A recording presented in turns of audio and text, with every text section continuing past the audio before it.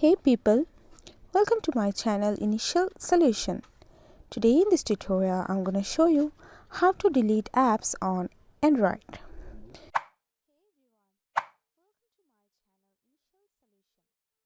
So first way, choose your app which you want to delete. If I go for this app, just hold it for a second and just drag it to here, uninstall, and click on OK. Second way, just go for your settings, apps and notification, search for this app you wanna delete. Okay,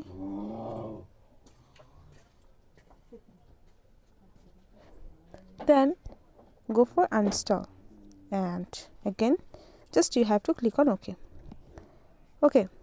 Now another way, go for your Play Store app, then search for your application which you wanna delete, go for it and click on uninstall, again click on uninstall. So yeah, in these three ways you can delete your apps on Android. Hope this video helped you. If it did, then please like, comment and share.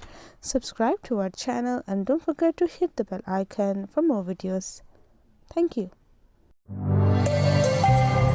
This video is sponsored by Zoft. Zoft offers graphic design, UI UX design, digital marketing and web development.